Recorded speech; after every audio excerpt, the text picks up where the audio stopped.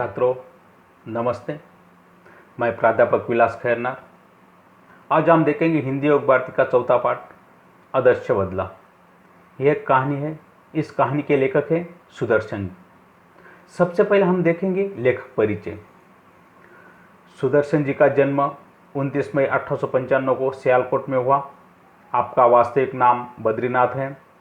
आपने प्रेमचंद की लेखन परंपरा को आगे बढ़ाया है। साहित्य को लेकर आपका दृष्टिकोण सुधारवादी रहा। आपकी रचनाएं आदर्शमुख यथार्थवाद को लेखांकित करती हैं। साहित्य सुजान के अतिरिक्त अपनी हिंदी फिल्म की पटकथाएं और गीत भी लिखे। हार की जीत आपकी प्रथम कहानी है और हिंदी साहित्य में विशिष्ट स्थान रखती है। आपकी कहानी की भाषा सरल, पत्रानुकूल तथा प्रभाव उत्पादक है। आपकी कहानियाँ घटना प्रधान है। रचनाओं में प्रमुख मुहावरे आपकी साहित्यिक भाषा को जीवंतता और कथ्य को प्रखरता प्रदान करती है। आपका निधन 9 मार्च 1967 में हुआ। प्रमुख कृतियाँ पुष्पलता, सुदर्शन सुधा, तीर्थयात्रा, पनघट ये सब कहानी संग्रह, सिकंदर, भाग्यचक्र ये नाटक है, भागवती, उपन्यास, अनरी, मजिस्ट्रेट आदि। विधा परिचय। कहानी भारतीय साहित्य की प्राचीन विधा है। कहानी जीवन का मार्गदर्शन करती है, जीवन में प्रसंगों को उद्घाटित करती है, मन को बहलाती है। अंत कहानी में विधा का विभिन्न उद्देश्यों के अनुसार वर्गीकरण किया जाता है। सरल सीधी भाषा, मुहावरों को सटीक प्रयोग, प्रवाहमान शैली कहानी की प्रभाव उत्पादकता वृद्धिगत करती है। अब हम देखेंगे पाठ परिचय।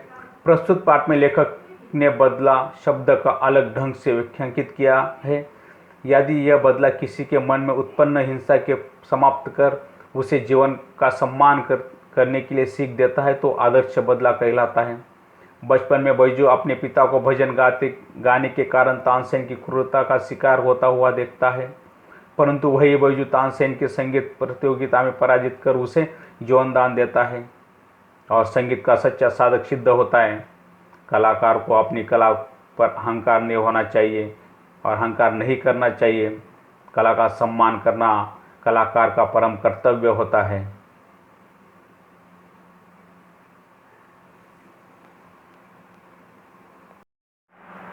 प्रभात का समय था। आसमान में बरसती हुई प्रकाश की किरणें संसार की नवीन जीवन की वर्षा कर रही थी। 12 घंटों के लगातार संग्राम के बाद प्रकाश ने अंधेरे पर विजय पाई थी।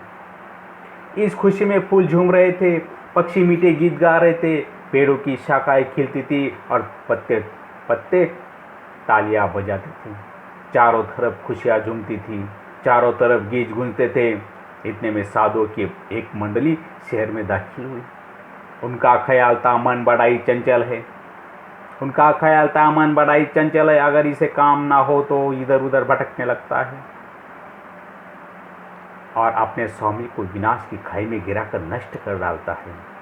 इसे भक्ति के जंजीरों में जकड़ देना चाहिए। देखिए, सुबह का समय है। प्रकाश ने अंधेरे पर विजय पाई है। इस खुशी में फूल झूम रहे हैं, पत्ते मीठे गीत गा रहे हैं, पेड़ों की शाखाएं खिल रही है, पत्ते तालियां बजा रहे हैं। चारों तरफ की खुशियां झूम रही है, चारों तरफ गीत गूंजते हैं। इतने में कहीं से साधुओं की एक मंडली जो साधु होते वो शहर में दाखिल हुए। उनका ख्याल था मन बड़ा ही चंचल है। अगर इसे काम ना हो तो इधर उधर भटकने लगता है और स्वामी के विनाश को खाई में गिराकर नष्ट कर डालता है। इसे भक्ति की जंजीरों में जकड़ देना चाहिए। उससे को साधु वो गीत गा रहे थे। सुमर सुमर भगवान को, मूरख मत खाली छोड़ इस मन को। देखिए, उस भगवान का नाम लेते चलो। ए मूर्ख, इस मन को खाली मत छोड़। मन ये बड़ा चंचल होता है। खाली मन ये शैतान का घर होता है। आज जब संसार को त्याग चुके थे वो साधु संत, जब संसार को त्याग चुके थे, उन्हें सुर ताल की क्या परवाह थी। कोई ऊंचे सुर में गाता था, कोई मुंह से गुनगुनाता था। और लोग क्या कहते इन्हें इनकी जरा ही चिंता नहीं थी। वे अपने राग में मगन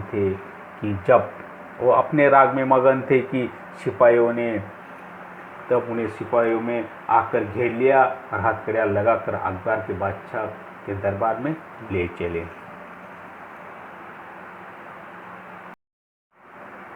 आकर घेर लिया और हथकड़ियाँ लगाकर अकबर बादशाह के दरबार में ले चले।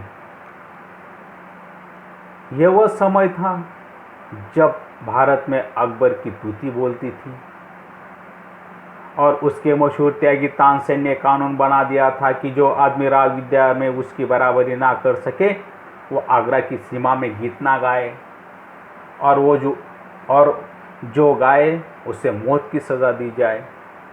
बेचारे वनवासी साधुओं को पता नहीं था, परंतु अज्ञान भी अपराध है। मुकदमा दरबार में पेश हुआ। तानसेन ने राग विद्या के कुछ प्रश्न किए। साधु उत्तर में मुंह ताकने लगे। अकबर के होठ हिले और सभी साधु तानसेन की दया पर छोड़ दिए गए। दया निर्भर थी, वह इतना भार सहन न कर सकी। मृत्यु दंड की आज्ञा हुई। केवल एक 10 वर्ष का बच्चा छोड़ा गया। बच्चा है, इसका दोष नहीं है, यदि है भी तो क्षमा के योग्य है। बच्चा रोता हुआ आगरा की बाजारों से निकला और जंगल में जाकर अपनी कुटिया में रोने तड़पने लगा। वह बार बार पुकारता था, बाबा तुम कहाँ है, बाबा तू कहाँ है, अब कौन मुझसे प्यार करेगा, कौन मुझे कहानी सुनाएगा। लोग आगरा की तरफ तारीफ करते।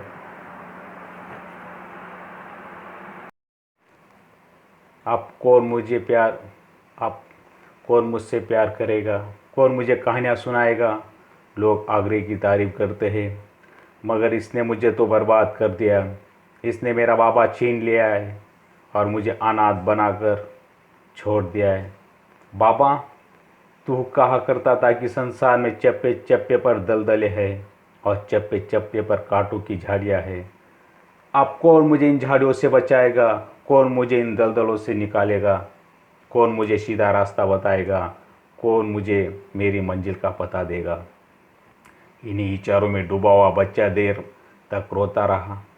इनमें खड़ाऊ पहने हुए, हाथ में माला लिए हुए, राम नाम जप करते हुए बाबा हरिदास कुटिया के अंदर आए और बोले, बेटा शांति करो, शांति करो। बैजू उठा और हरिदास के चरणों में लिपट गया और बिलक बिलक कर रोता था। बैजू उठा और हरिदास के चरणों में लिपट गया। वह बिलक बिलक कर रोता था और कहता था, महाराज मेरे साथ अन्याय हुआ है, महाराज मेरे साथ अन्याय हुआ है, मुझ पर वैज गिरा है, मेरा संसार उजड़ गया है, मैं क्या करूं, मैं क्या करूं। हरिदास बोले, शांति शांति। बैजू बोला, महाराज तानसेन ने तो मुझे तबाह कर दिया है, उसने मेरा संसार सुना कर दिया है। हरिदास बोले, शांति शांति। बैजू ने हरिदास के चरणों से और भी लिपट कर कहा, महाराज शांति जा चुकी है, आप मुझे बदले की भूख है, आप मुझे प्रतिकार की प्यास है, मेरी प्यास बुझाइए। हरिदास ने फिर कहा, बेटा शांति शांति। बैजू ने करुणा और क्रोध की आंखों से बाबा जी की तरफ देखा। उन आंखों में आंसू थे और आए यानी कि दुख। उन आंखों में आंसू थे और आए थी और आँख थी। जो काम जुबान न कर सकती उसे आँखों ने कर दी, जो उसे आँखें कर देती है, और जो काम आँखों से भी नहीं कर सकते उसे आँखों की आंसू कर देते हैं। बैजू ने दोनों आखिरी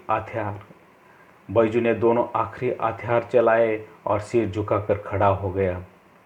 हरिदास के धीरज की दीवार आंसू की बौछार न सह सकी और काँप कर गिर गई। उन्होंने बैजू को उठाकर गले से लगाया और कहा, मैं तुझे वो हथियार दूंगा जिससे तू अपने पिता की मौत का बदला ले सकेगा। बैजू हैरान हुआ, बैजू खुश हुआ, बैजू उछल पड़ा। उसने कहा, बाबा आपने मुझे खरीद लिया, बाबा आपने मुझे खरीद लिया है, आपने मुझे बचा लिया है, अब मैं आपका सेवक हूँ। हरिदास बोले, मगर तुझे 12 बरस की तपस्या करनी होगी, कठोर तपस्या, भयंकर तपस्या। वैजू, महाराज आप 12 बरस कहते हैं, मैं 12 जीवन देने को तैयार हूँ। मैं तपस्या करूँगा, मैं दुख झेलूँगा, मैं मुसीबतें उठाऊँगा, मैं अपने जीवन का एक एक क्षण आपको भेंट कर दूँगा। मगर मगर क्या इसके बाद मुझे वो हथियार मिल जाएगा जिससे मैं आप अपने बाप की मौत का बदला ले सकूं? हरिदास बोले, हाँ मिल जाएगा। बैजू तो अब बैजू बोला, तो मैं आज से आपका दास हूँ, आप आज्ञा दे। मैं आपकी हर आज्ञा का सिर और सिर के साथ दिल झुकाकर पालन करूँगा। देखिए उस दिन से वो उसके दास बन गए। ऊपर की घटना को 12 बरस बीत गए। जो घटना घटी थी उसको 12 बरस बीत गए। उस 12 बरस में उस बैजू ने संगीत की विद्या प्राप्त कर ली थी। जगत में बहुत से परिवर्तन हो गए। कई बस्तियां उजड़ गई, कई वन बस गए, बूढ़े मर गए तो जवान थे उसके बाद सफ़ेद हो गए। अब बैजू आवरा जवान था। अब बैजू बावरा जवान था और राग विद्या में दिन ब दिन आगे बढ़ता जा रहा था। उसके स्वर में जादू था और तन में एक आश्चर्यमयी मोहिनी थी। गाता था तो पत्थर तक पिघल जाते थे और पशु पक्षी तक मुग्न हो जाते थे। लोग सुनते थे और झूमते थे तथा वाह वाह करते थे। हवा रुक जाती थी, एक समा बन जाता था। एक दिन हरिदास ने हंसकर कहा, बस मेरे पास जो कुछ था वो मैंने तुझे दे डाला। आप तो पूर्ण गंधर्व हो गया है। अब मेरे पास और कुछ नहीं जो तुझे दूँ। बैजू भा बैजू हाथ बांध कर खड़ा हो गया। बैजू हाथ बांधकर खड़ा हो गया। कृतज्ञता का भाव आंसू के रूप में बह निकला। चरणों पर सिर रखकर बोला, महाराज आपका उपकार जन्म भर सिर से न उतरेगा। हरिदास सिर हिलाकर बोले, यह नहीं बेटा, कुछ और कहो। मैं तुम्हारे मुँह से और कुछ सुनना चाहता हूँ। बैजू बोला, आज्ञा कीजिए। हरिदास बोले, तुम पहले प्रतिज्ञा करो। बैजू ने बिना सोच विचार किए कह दिया, मैं प्रतिज्ञा करता हूँ कि। हरिदास ने वाक्य पूरा किया, इस राग विद्या से किसी को हानि नहीं पहुंचाऊंगा। बैजू का लहू सूख गया। उसके पैर लड़खड़ाने लगे। सफलता की बाग पर भागते हुए दिखाई गए। 12 वर्ष की तपस्या पर एक क्षण में पानी फिर गया। प्रतिहिंसा की छुरी हाथ आई तो गुरु की प्रतिज्ञा लेकर कुंद कर दी। बैजू ने होठ काटे, दांत पीसे और रक्त का घोट पी कर रह गया। मगर गुरु के सामने उसके मुंह से एक शब्द भी ना निकला। गुरु गुरु था, शिष्य शिष्य था। शिष्य गुरु से विवाद नहीं करता। कुछ दिन बाद एक सुंदर नवयुवक साधु नगरे के बाजारों में गाता हुआ जा रहा था। लोगों ने समझा उसकी भी मौत आ गई है। वे उठे कि उसे नगर की रीत की सूचना दे दे। मगर निकट पहुंचने से पहले मुग्न होकर अपने आप को भूल गए और किसी को साहस नहीं हुआ कि उससे कुछ कहे। दम के दम में यह समाचार नगर में जंगल की आग की तरह समान फैल गया कि एक साधु रागी आया है जो बाजारों में गा रहा है। सिपाहियों ने हथकड़ियाँ संभाली और पकड़ने के लिए साधु की ओर दौड़े, परंतु पास आना था कि रंग पलट गया। साधु के मुखमंडल से तेज की किरणें फूट रही थी जिसमें जादू था, मोहिनी थी और मुग्न करने की शक्ति थी। सिपाहियों को अपने सुध न रही, न हथकड़ियों की, न अपने बल की, न अपने कर्तव्य की, न बादशाह की हुक्म की। वे आश्चर्य से उसके मुख की ओर देखने लगे जहाँ सरस्वती का वास था और जहाँ संगीत की सुंदर मधुर ध्वनि की धारा बह रही थी। साधु मस्त था, सुनने वाले मस्त थे, जमीन आसमान मस्त थे। गाते गाते साधु धीरे धीरे चलता था और श्रोता का समूह भी धीरे धीरे चलता था। ऐसा मालूम होता था जैसे एक समुद्र है जिसमें नवयुवक साधु आवाज़ों की जंजीरों से खींच रहा है और संकट से अपने साथ साथ आने की प्रेरणा कर रहा है। मुग्न जन समुद्र चलता गया। पता नहीं किधर को, पता नहीं कितनी देर, एकाएक गाना बंद हो गया। जादू का प्रभाव टूटा तो लोगों ने देखा कि वे तानसेन के महल के सामने खड़े हैं। जादू का प्रभाव टूटा तो लोगों ने देखा कि वे तानसेन के महल के सामने खड़े हैं। उन्होंने दुख और पश्चाताप से हाथ मले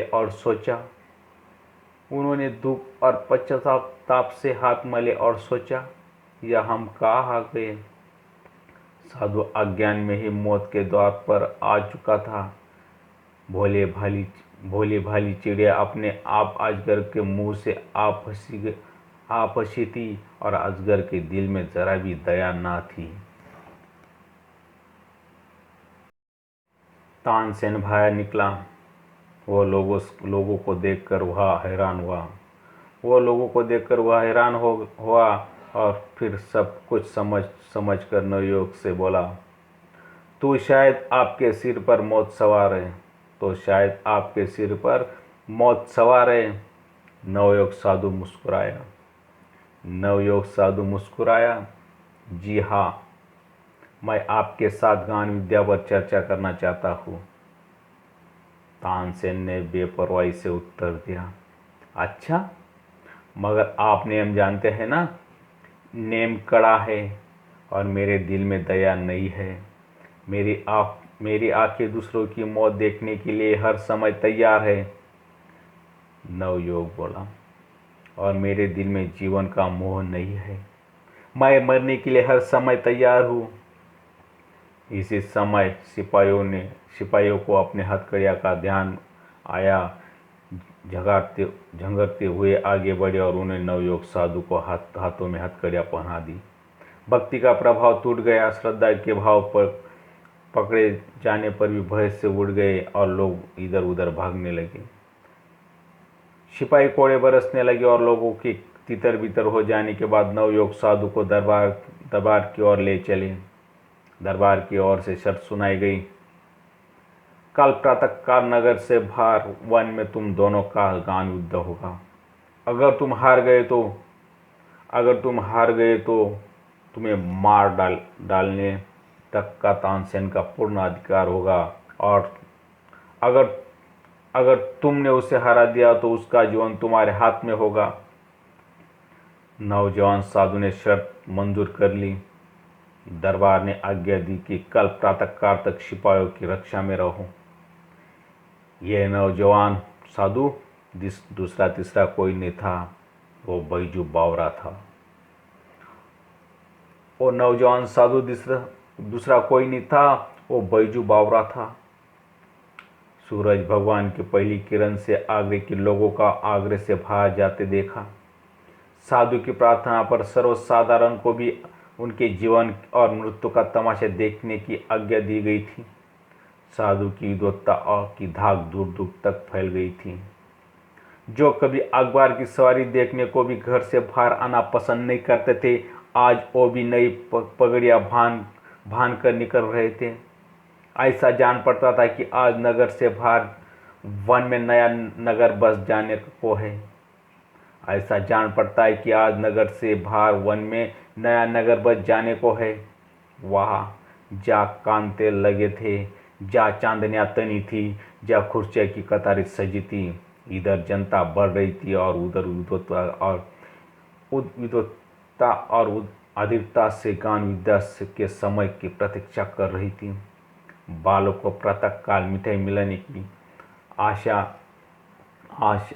आशा दिलाई जाए तो वो रात को कई बार उठ कर देखता है कि अभी सूरज निकला है या नहीं। उसके लिए समय रुक जाता है, उसके हाथ से धीरज छूट जाता है। वह व्याकुल हो जाता है। समय हो गया, लोगों ने आँख उठाकर देखा। समय हो गया, लोगों ने आँख उठाकर देखा। अकबर सिंहासन पर था, साथ ही नीचे की तरफ तानसेन बैठा था और सामने फर्श पर नवयुवक बैजू बावरा दिखाई देता था। उसके मुंह पर तेज था, उनकी आंखों में निर्भरता थी। अकबर ने ढकंटी बजाई और तानसेन से कुछ सवाल राग संगीत विद्या के संबंध में बैजू बावरा से पूछे। बैजू ने उचित उत्तर दिया और लोगों ने हर्ष से तालियां पीट दी। हर मुंह से जय हो बलिहारी बलिहारी की धुन निकलने लगी। इसके बाद बैजू बावरा ने सितार हाथ में ली और जब उसके पहियों को हिलाने लगा तो जनता ब्रह्मानंद में लीन हो गई। पेड़ों के पत्ते तक निशब्द हो गए, वायु रुक गई। सुनने वाले मंत्रमुग्धवत सुधिवत हुए सिर हिलाने लगे। बैजू बावरा की उंगलियां सितार पर दौड़ रही थी। उन तारों पर राग विद्या निछावर हो रही थी और लोगों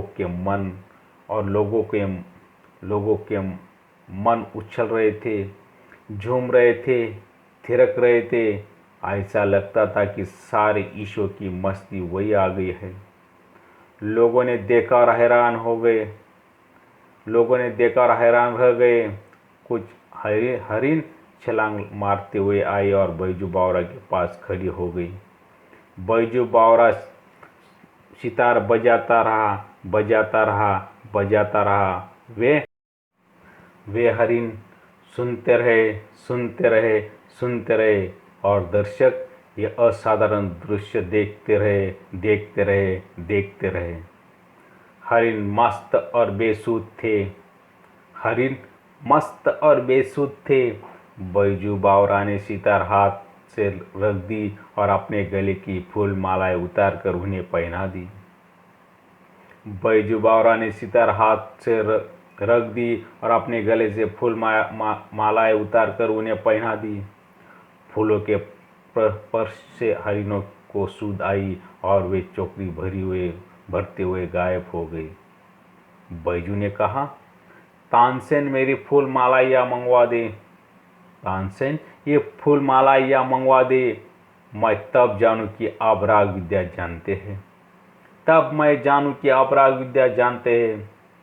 तानसेन सितार हाथ में लेकर उन्हें अपने पूर्ण प्रवीणता के साथ बजाने लगा। ऐसी अच्छी सितार, ऐसी एकाग्रता के साथ उसने अपने जीवन भर में भी कभी न बजाई थी। सितार के साथ वह आप सितार बन गया और पसीना पसीना हो गया। उसको अपने तन की सुधि न थी और सितार के बिना संसार में उसके लिए कुछ न था।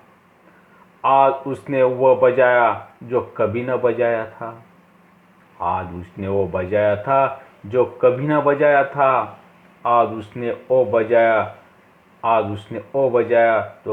बजाया था। यह सितार की बाजी न थी, यह जीवन और मृत्यु की बाजी थी। आज तक उसने अनाड़ी देखे। आज उसके सामने एक उस्ताद बैठा था। आज तक उसने अनाड़ी देखे थे। आज उसके सामने एक उस्ताद बैठा था। कितना ऊंचा, कितना गहरा, कितना महान। आज वो अपनी पूरी कला दिखा देना चाहता था। आज वो अपनी पूरी कला दिखा देना चाहता था। आज वो किसी तरह भी जीतना चाहता था। आज वो किसी भी तरह जीते रहना चाहता था। बहुत समय बीत गया। सितार बजती रही। उंगलियां दुखने लगी, मगर लोगों ने आज तानसेन को पसंद न किया। सूरज और जुगनू का मुकाबला ही क्या। आज से पहले उन्होंने जुगनू देखे थे।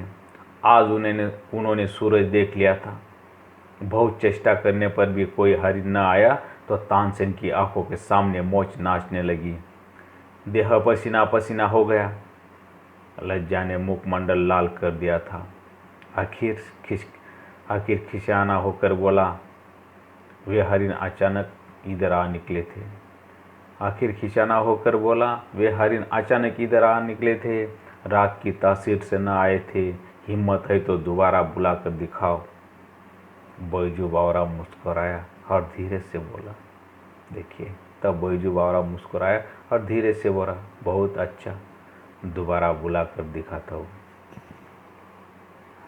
यह कहकर उन्होंने फिर सितार पकड़ ली।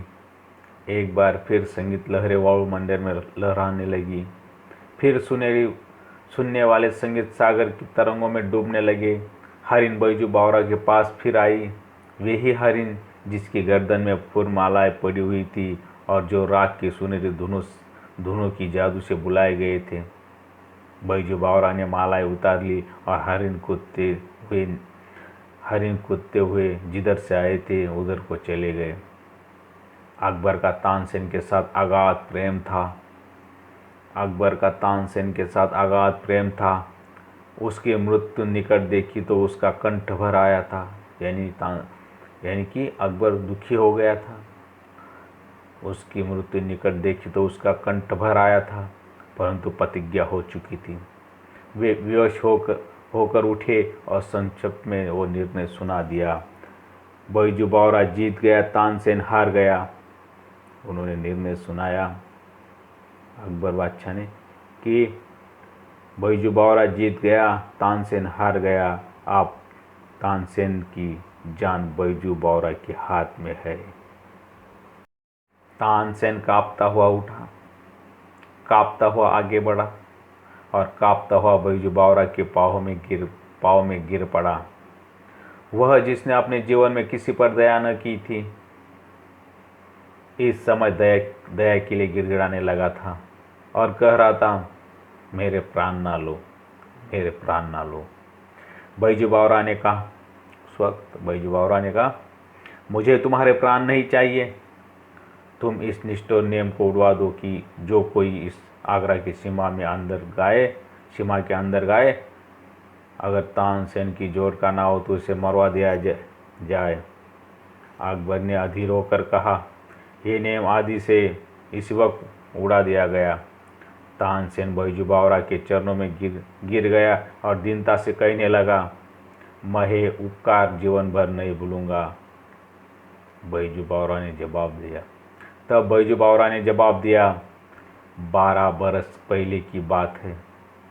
12 बरस की पहले की बात है। आपने एक बच्चे की जान बख्शी थी।